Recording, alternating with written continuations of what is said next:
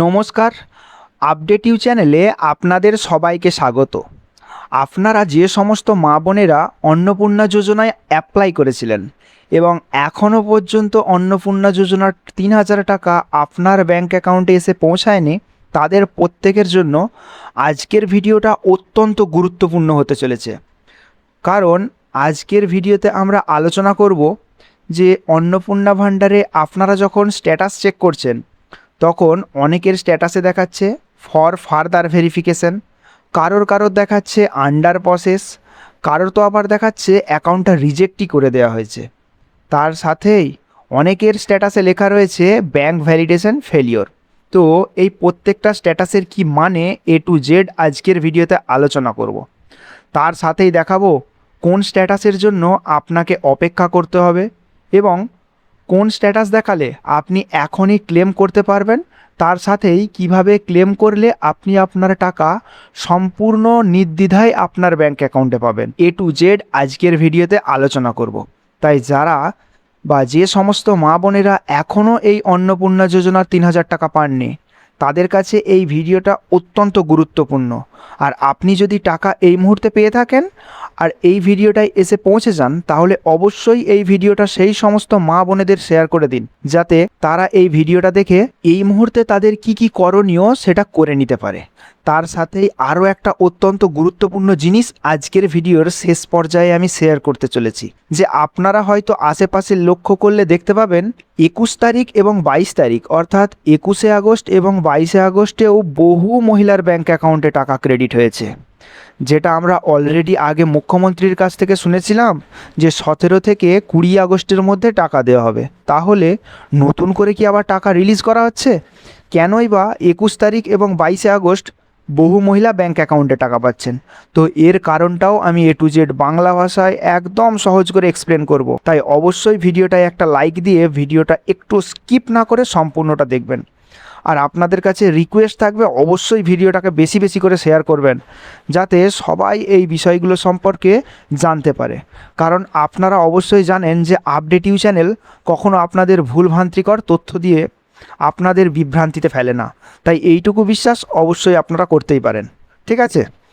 তো প্রথমেই আপনারা যারা স্ট্যাটাস চেক করছেন এবং আপনাদের স্ট্যাটাসে যাদের অ্যাপ্রুভ দেখাচ্ছে, এটার মানে হলো যে আপনার আবেদন এখন অনুমোদিত হয়েছে, অর্থাৎ আপনি টাকা পেয়ে যাবেন।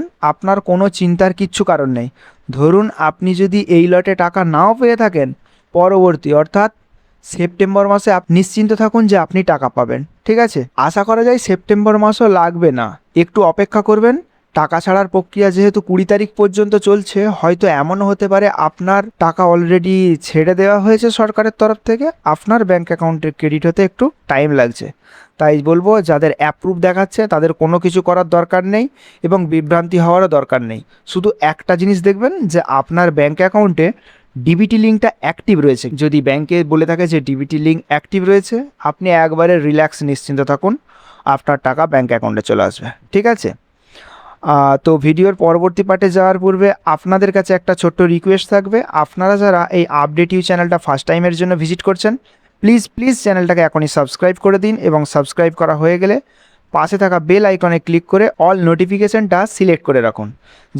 তাহলেই কি হবে না, এই চ্যানেল থেকে যখনই কোনো গুরুত্বপূর্ণ আমি তথ্য নিয়ে আসবো, সেটা আপনারা কোনো রকম সমস্যা ছাড়াই পেয়ে যাবেন।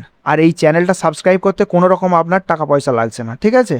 আর আবারও বলবো, যারা চ্যানেল সাবস্ক্রাইব করে রেখেছেন তাদের মন থেকে অসংখ্য ধন্যবাদ, কারণ আপনারা এই আপডেট ইউ চ্যানেলের একজন অত্যন্ত গুরুত্বপূর্ণ সদস্য, ঠিক আছে? তো এবার আসা যাক, যারা স্ট্যাটাস চেক করছেন এবং স্ট্যাটাসে লেখা রয়েছে যে আন্ডার প্রসেস, তাদের কি করতে হবে? অর্থাৎ এই আন্ডার প্রসেসের অর্থ হলো আপনার এখন ভেরিফিকেশন চলছে।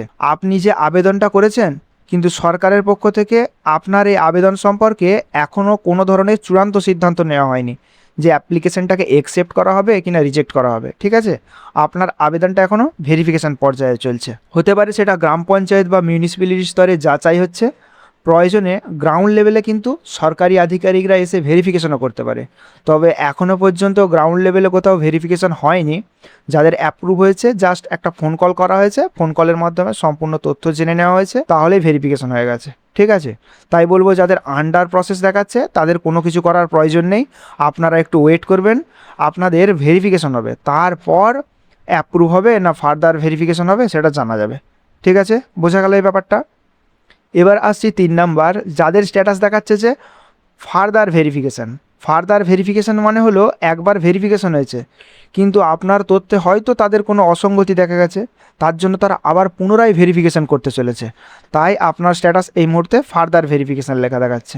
বোঝা গেছে? তো আপনারা এই মতো অবস্থায় কি করবেন না, আপনাদের কোনো কিছু ক্লেম করার প্রয়োজন নেই, কারণ সরকার কেন আপনার আবেদনটি যাচাই করছে যদি তার নির্দিষ্ট কারণ উল্লেখ না থাকে তাহলে এখন কোনো কিচ্ছু করবেন না আপনি, আপনাকে আবার পুনরায় ভেরিফিকেশন করা হবে।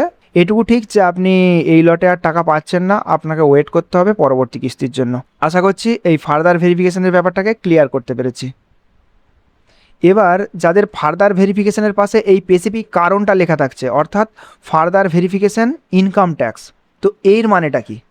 এখানে একটা গুরুত্বপূর্ণ বিষয় আছে, যদি আপনার ফার্দার ভেরিফিকেশনের কারণ হিসাবে ইনকাম ট্যাক্স পে লেখা থাকে তাহলে এই বিষয়টা একটু ভালো করে বুঝতে হবে, কারণ আপনি যখন ফর্ম ফিল আপ করেছিলেন সেখানে হয়তো ভুলবশত কোনো কারণে ইনকাম ট্যাক্স অপশানে হ্যাঁ করে দিয়েছিলেন, অর্থাৎ আপনি সরকারকে দেখিয়েছেন যে আপনি ইনকাম ট্যাক্স প্রোভাইড করেন, কিন্তু সরকারের রুল মাফিক কি বলা ছিল, যারা ইনকাম ট্যাক্স প্রোভাইড করে তাদের অ্যাপ্লিকেশনকে রিজেক্ট করে দেওয়া হবে। ঠিক আছে, তাই যাদের ইনকাম ট্যাক্স ফর্ম ফিল আপের সময় হ্যাঁ করা রয়েছে স্বাভাবিকভাবেই তাদের টাকা ক্রেডিট হচ্ছে না ব্যাঙ্ক অ্যাকাউন্টে। আর আপনারও যদি এই ক্ষেত্রে এই ভুলটাই হয়ে থাকে তাহলে অবশ্যই আপনি ক্লেম করতে পারবেন, মানে আপনাকে ক্লেম করতে হবে।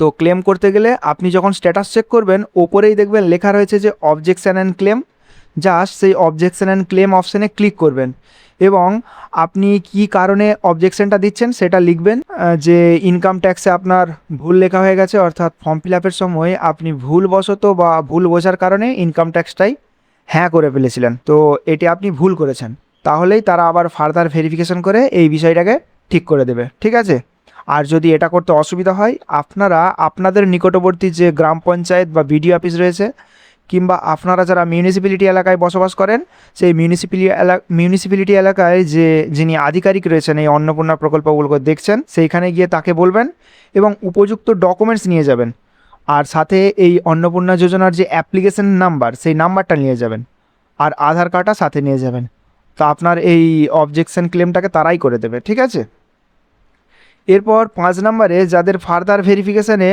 মোর than 3 room in urban area এই কারণটা দেখাচ্ছে, তো তাদের জন্য কি করতে হবে, অর্থাৎ শহরাঞ্চলে আপনার বাড়িতে যদি 3টের বেশি রুম থাকার বিষয়টি উল্লেখ করা হয়ে থাকে এবং যদি বাস্তবে আপনার বাড়িতে 3টের বেশি রুম না থেকে থাকে কিন্তু ফর্ম ফিল আপের সময় ভুল করে আপনি ইয়েস করে দিয়ে থাকেন তাহলেও আপনাকে এই অবজেকশন ক্লেম করতে হবে। ওই সেমভাবেই অবজেকশন ক্লেমটা করবেন আমি যেমনটা আগে বলে দিলাম। ঠিক আছে, এবার এখানে আপনার বাড়িতে তো 3টে রুম না থেকে ধরুন 2টো বেডরুম আছে একটা বাথরুম আছে, তখন আপনি কি করবেন, আপনি কি সেটাকে 3টে রুমই মানবেন? ব্যাপারটা কিন্তু এমন না।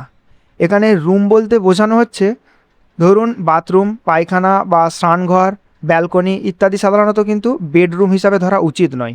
ঠিক আছে, এগুলোকে বাদ দিয়েই প্রযোজ্য সংজ্ঞা অনুযায়ী তথ্য দিতে হবে, অর্থাৎ আপনি বসবাস করছেন এমন 3টে রুম, মানে আপনি থাকেন এটা তো নয় যে বাথরুমে কিংবা রান্নার ঘরে আপনি থাকেন, এগুলোকে রুম হিসাবে ধরবেন না, বসবাসের জন্য যে রুম সেটাকেই রুম হিসাবে গণ্য করা হচ্ছে এখানেতে। আশা করছি এই রুমের ব্যাপারটাকেও আমি ক্লিয়ার করতে পেরেছি। এবার আসছি 6 নাম্বার পয়েন্ট, যে ব্যাঙ্ক ভ্যালিডেশন ফেলিওর বা এরর কোড 2 এই রকম যাদের স্ট্যাটাসে শো হচ্ছে তারা এখন কি করবেন। এই ক্ষেত্রে মেন ব্যাপারটা হচ্ছে যে আপনার ব্যাঙ্ক অ্যাকাউন্টে কিন্তু সরকারের তরফ থেকে টাকা দেওয়া হয়েছে, ঠিক আছে, কিন্তু আপনার ব্যাঙ্কে ভুল থাকার জন্য কিংবা ডিবিটি লিঙ্ক অর্থাৎ আধার কার্ডের সঙ্গে ব্যাঙ্ক অ্যাকাউন্টের অ্যাক্টিভ ডিবিটি লিঙ্ক না থাকার কারণে আপনার ব্যাঙ্ক অ্যাকাউন্টে টাকা এসে পৌঁছায়নি। এক্ষেত্রে দোষটা কিন্তু আপনার। ঠিক আছে, দোষ বলবো না, কারণ অনেক সময় দেখা যায় যে ডিবিটি লিঙ্ক করা সত্ত্বেও সেটা ডিঅ্যাক্টিভেট হয়ে যায়, তাই টাইম টু টাইম চেক করে নিতে হয় যে ডিবিটি লিঙ্কটা ঠিকঠাক আছে কি না। যেহেতু এখন বিভিন্ন সরকারি প্রকল্প, বিভিন্ন কেন বেশিরভাগ সরকারি প্রকল্পই ডিবিটির মাধ্যমে দেওয়া হচ্ছে। ঠিক আছে? তাই আপনাদের যাদের এই ব্যাঙ্ক ভ্যালিডেশন ফেলিয়ার দেখাচ্ছে তাদের হতে পারে যে ডিবিটি লিঙ্ক সংক্রান্ত কোনো সমস্যা রয়েছে, অথবা আধার কার্ড সংক্রান্ত কোনো সমস্যা রয়েছে, কিংবা কেওয়াইসি আপডেট এখনও পর্যন্ত ঠিকঠাকভাবে নেই, অথবা ব্যাংকের অ্যাকাউন্ট বন্ধ হয়ে গেছে, কিংবা অ্যাকাউন্টে অন্য কোনো ধরনের কেওয়াইসি রিলেটেড সমস্যা রয়েছে, কিংবা ব্যাঙ্ক অ্যাকাউন্টের সঙ্গে আধার কার্ডের কোনো ধরনের প্রবলেম রয়েছে, এই কারণেই আপনাদের ব্যাঙ্ক অ্যাকাউন্ট ফেলিয়ার দেখাচ্ছে।